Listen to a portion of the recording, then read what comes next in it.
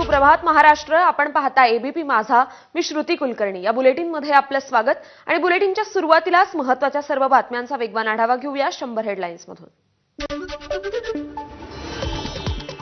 कोल्हापूरच्या नांदणी मठातील महादेवी हत्तीणीला परत आणण्याच्या मागणीसाठी स्वाभिमानी शेतकरी संघटनेचे अध्यक्ष राजू शेट्टींची आज मूकपदयात्रा. नांदणी ते कोल्हापूर जिल्हाधिकारी कार्यालयापर्यंत मूकपदयात्रेचं आयोजन. दुपारी ही यात्रा कोल्हापुरात पोहोचेल. दरम्यान राजू शेट्टींसह अनेक कार्यकर्ते आणि स्थानिक लोकही यात्रेत सहभागी होतील. नांदणी ते कोल्हापूर जिल्हाधिकारी कार्यालयापर्यंत जाणाऱ्या मूकपदयात्रेसंदर्भात राजू शेट्टींना पोलिसांनी नोटीस पाठवली आहे. काल रात्री पोलिसांकडून ही नोटीस पाठवण्यात आली. मूक यात्रेदरम्यान सर्व नियम आणि अटींचं पालन करावं लागेल असं या नोटीसमध्ये नमूद करण्यात आलंय. त्यामुळे राजू शेट्टी आणि त्यांच्या कार्यकर्त्यांना ही नोटीस लागू असेल. नांदणीकरांच्या भावना लक्षात घेऊन वनतारा प्रशासनानं कोल्हापुरातील जिल्हाधिकारी कार्यालयात नांदणी मठाच्या मठाधिपतींशी चर्चा सुद्धा केली. हत्तीणीच्या पायाला झालेल्या जखमांची दखल घेत कोर्टानं हत्तीणीला वनतारामध्ये पाठवण्याचे आदेश दिले आणि त्यानंतरच महादेवीच्या आरोग्यासाठी धावून गेलो असं वनतारा प्रशासनानं स्पष्ट केलंय. नांदणीकरांचं हत्तीणीवर आतोनात प्रेम असल्याचं दिसून आलं. त्याची जाणीव ठेवत वनतारानं नांदणी मठाशी संवाद साधलाय. नांदणीकरांचं हत्तीणीवर असलेलं प्रेम आणि आध्यात्मिक भावनांचा आदर असल्याचं वनतारानं स्पष्ट केलं.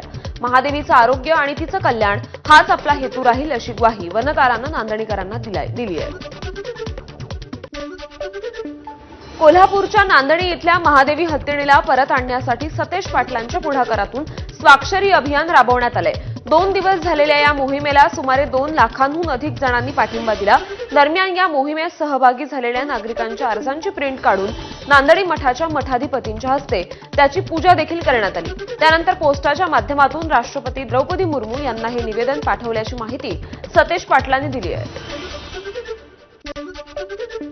मालेगाव बॉम्बस्फोटातील खटल्यातून निर्दोष सुटल्यानंतर साध्वी प्रज्ञा सिंग यांनी एक खळबळजनक दावा केलाय. मालेगाव बॉम्बस्फोटाच्या तपासावेळी मोदींचं नाव घेण्यासाठी दबाव टाकण्यात आल्याचं एक धक्कादायक वक्तव्य साध्वी प्रज्ञा सिंग यांनी केलंय. माजी पोलीस अधिकारी परमवीर सिंगांनी आतोनात अत्याचार केल्याचीही गंभीर आरोप माजी खासदार साध्वी प्रज्ञा सिंग ठाकूर यांनी केलाय. मोदींप्रमाणेच मोहन भागवत, आदित्यनाथ यांचं देखील नाव घेण्यासाठी आपल्यावर तपास यंत्रणांनी दबाव टाकल्याचा आरोप त्यांनी केलाय. त्यामुळे साध्वी प्रज्ञा यांच्या या वक्तव्यामुळे मोठी खळबळ उडाली आहे. परळीतील व्यापारी महादेव मुंडे हत्या प्रकरणाचा तपास करण्यासाठी मुख्यमंत्र्यांनी एसआयटी स्थापन केली. एसआयटीचे प्रमुख पंकज कुमावत आज बीडमध्ये जाणार आहेत. बीड पोलिसांकडून ते महादेव मुंडे हत्या प्रकरणाची संपूर्ण माहिती घेतील. दरम्यान महादेव मुंडेंच्या हत्येला 21 महिने उलटून गेलेत, मात्र अजूनही आरोपी फरार आहेत. याच पार्श्वभूमीवर काही दिवसांपूर्वी महादेव मुंडेंच्या पत्नी ज्ञानेश्वरी यांनी मुख्यमंत्र्यांची भेट घेतली होती. त्यानंतर या प्रकरणाच्या तपासासाठी पंकज कुमावत यांच्या अध्यक्षतेखाली एसआयटीची स्थापना करण्यात आली आहे. परळीतील महादेव मुंडे हत्या प्रकरणी फरार असलेला आरोपी गोट्या गीतेचा नवा व्हिडिओ आता समोर आलाय. गोट्या गीतेनं स्वतः आपल्या सोशल मीडियावर हा व्हिडिओ पोस्ट केला. परळी जवळच्या मालेवाडी परिसरातला हा व्हिडिओ असल्याची माहिती आहे. एकीकडे पोलिसांकडून फरार गोट्या गीतेचा शोध सुरू आहे, तर दुसरीकडे गोट्या गीते सोशल मीडियावर ऍक्टिव्ह असूनही पोलिसांना कसा सापडत नाही असा सवाल उपस्थित होतोय.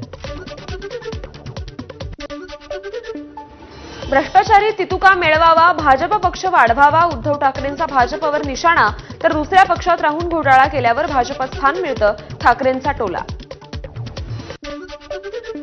योग्य व्यक्तीला योग्य खातं मिळालं, माणिकराव कोकाटेंच्या खाते बदलावरून उद्धव ठाकरेंची टोलेबाजी. हल्लीचे आजार आणि सध्याचं राजकारण एकसारखेच. एका पक्षातून दुसऱ्या पक्षात जाणाऱ्यांचा राज ठाकरेंकडून व्हायरल असा उल्लेख करत समाचार. महाराष्ट्राचे मुख्यमंत्री मुलांना हिंदी कशी येईल याचा विचार करतायत. राज ठाकरेंचा मुख्यमंत्री देवेंद्र फडणवीसांवर हल्लाबोल. महाराष्ट्रात कामाला येणाऱ्यांना मराठी कशी येईल याचा विचार का नाही, राज ठाकरेंकडून सवाल उपस्थित. नवी मुंबई विमानतळावर सर्वाधिक मराठी तरुणांना रोजगार मिळाला पाहिजे, राज ठाकरेंचं पनवेलमधून वक्तव्य. मराठी माणसाच्या थडग्यावर उद्योग उभे राहू देणार नाहीत, राज ठाकरेंचा हल्लाबोल. जमिनी विकू नका, आपणच संपून जाऊ. पार्टनर करण्याच्या अटीवरच जमिनी विकायच्या, राज ठाकरेंचा शेतकऱ्यांना सल्ला. रायगड जिल्ह्यात सर्वाधिक डान्स बार. शिवछत्रपतींची राजधानी असलेल्या रायगडमध्ये डान्स बार कसे? राज ठाकरेंचा सवाल. उद्योग क्षेत्रात घुसलेली दादागिरी पुण्याच्या विकासातील अडथळा. अजित पवार पालकमंत्री असलेल्या पुण्यात फडणवीसांचं मोठं विधान. तर उद्योगांना अडथळा आणणाऱ्यांवर मकोका लावण्याच्या सूचना. अजित पवारांची प्रतिक्रिया. खासदार नारायण राणेंनी उद्धव ठाकरे आणि आदित्य ठाकरेंवर जोरदार टीका केली आहे. ठाकरेंची शिवसेना संपवण्यासाठीच आम्ही बसलोय असं राणे म्हणाले. तर उद्धव ठाकरे आणि आदित्य ठाकरेंकडे इतके पैसे कुठून येतात, त्यांच्या उत्पन्नाची साधनं जाणून घ्यायला हवीत असंही राणे म्हणाले. प्रशासनाचा कोणताही अनुभव नसलेल्या लोकांनी महाराष्ट्र चालवला होता असं म्हणत राणेंनी उद्धव ठाकरेंवर निशाणा साधला. बोरिवलीतील कोरा केंद्र इथे आयोजित ट्रेड फेअरला राणेंनी भेट दिली तेव्हा ते बोलत होते. मुख्यमंत्री देवेंद्र फडणवीसांनी इशारा दिल्यानंतरही मंत्र्यांकडून वादग्रस्त वक्तव्य सुरूच आहेत. मंत्री संजय शिरसाट यांनी वसतिगृहावर बोलताना वादग्रस्त वक्तव्य केलंय. वसतिगृहासाठी 5, 10, 15 कोटी कितीही मागा लगेच मंजूर करू. सरकारचा पैसा आहे, आपल्या बापाचं काय जातंय असं शिरसाट म्हणाले. अकोल्यातील एका कार्यक्रमात बोलताना संजय शिरसाट यांनी हे वक्तव्य केलं. यावेळी व्यासपीठावर भाजप आमदार हरीश पिंपळे, राष्ट्रवादीचे आमदार अमोल मिटकरी आणि काँग्रेसचे साजिद खान पठाण उपस्थित होते. शिरसाट यांच्या वक्तव्यानं नव्या वादाला तोंड फुटण्याची शक्यता आहे.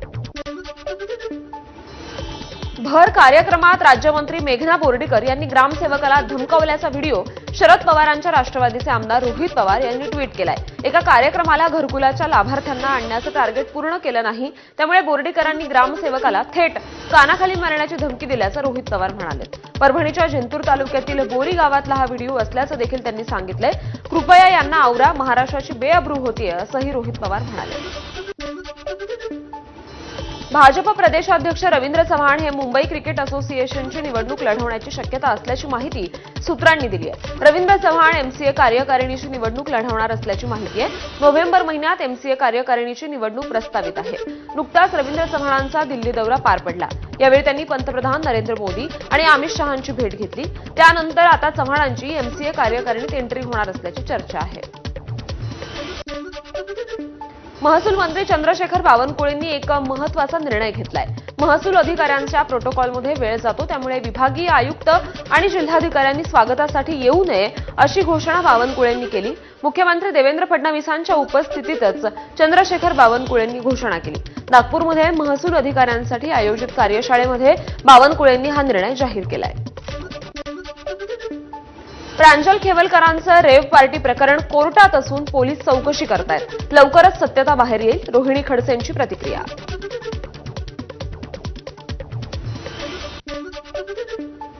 यवतमध्ये एकानं धार्मिक भावना दुखावणारी पोस्ट सोशल मीडियावर शेअर केली होती. त्यानंतर 2 गटांमध्ये तणाव निर्माण झाला. काही गाड्यांची जाळपोळ आणि तोडफोड देखील करण्यात आली होती. या प्रकरणी 15 जणांना दौंड न्यायालयात हजर करण्यात आलं. आक्षेपार्ह पोस्ट टाकणाऱ्याला 5 ऑगस्टपर्यंत तर इतर 15 जणांना 6 ऑगस्टपर्यंत पोलीस कोठडी सुनावली आहे. दरम्यान या प्रकरणी एकूण 22 जणांना पोलिसांनी ताब्यात घेतल्याची देखील माहिती आहे. त्यापैकी 15 जणांना कोर्टात हजर करण्यात आलंय.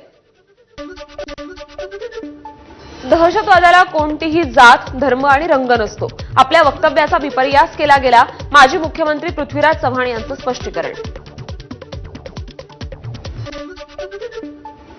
काँग्रेस नेते पृथ्वीराज चव्हाण यांनी सनातनी दहशतवाद असं वक्तव्य केल्यानं वाद सुरू असतानाच आता आव्हाडांनी आणखी एक वक्तव्य केलंय. सनातन धर्माचं भातानं वाटोळं केलं असं आव्हाड म्हणाले. सनातन धर्म आणि सनातनी विकृत आहेत, हे बोलताना कुणी घाबरू नये असंही आव्हाड म्हणाले. यासोबतच सनातन धर्मानं आमच्या शिवरायांना राज्याभिषेक नाकारला, छत्रपती संभाजीराजांना बदनाम केलं असे दाखले देखील त्यांनी दिले. दरम्यान या वक्तव्यानंतर आव्हाडांनी एक्सवर एक पोस्टही केली. सनातनी दहशतवाद मान्य करावाच लागेल असंही आव्हाड म्हणाले. त्यामुळे नव्या वादाला तोंड फुटण्याची आता शक्यता आहे. मालेगाव बॉम्बस्फोट निकालावर पृथ्वीराज चव्हाणांनी केलेल्या वादग्रस्त वक्तव्याच्या निषेधार्थ जालन्यात आंदोलन. शिवसैनिकांनी चव्हाण यांच्या फोटोला जोडे मारत निषेध व्यक्त केला. जालन्यात पृथ्वीराज चव्हाणांच्या वक्तव्याविरोधात शिंदेंच्या शिवसैनिकांचं चव्हाणांच्या फोटोला जोडे मारत आंदोलन. तर यापुढे जालन्यात आल्यास तोंडाला काळं फासणार असल्याचा आंदोलकांचा इशारा.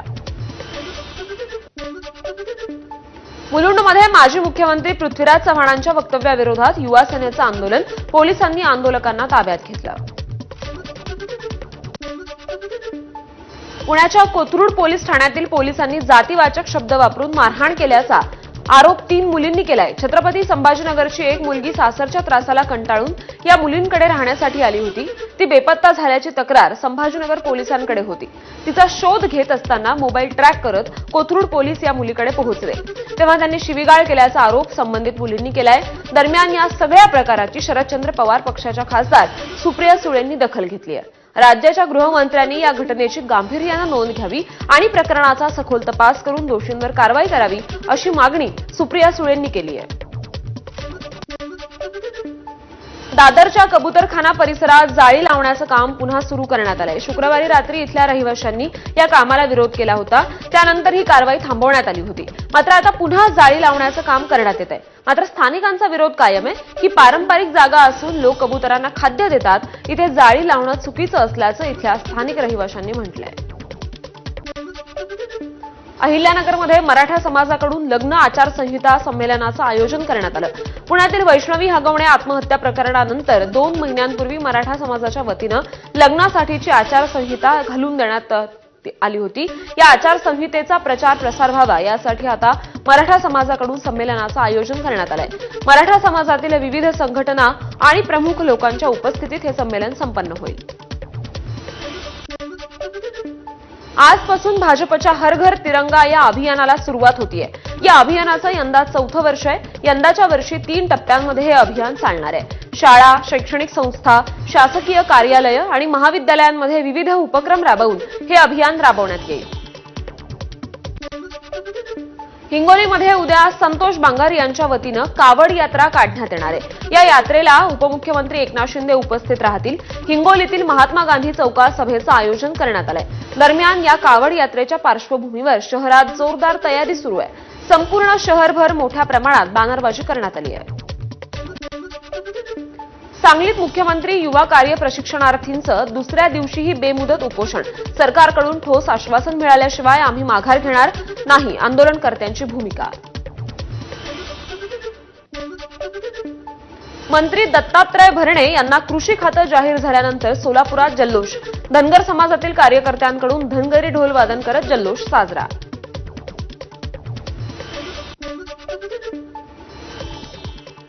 बातम्यांचा वेगवान आढावा पूर्ण झाला। यासोबत बुलेटिनमध्ये एक छोटासा ब्रेक। बघत रहा।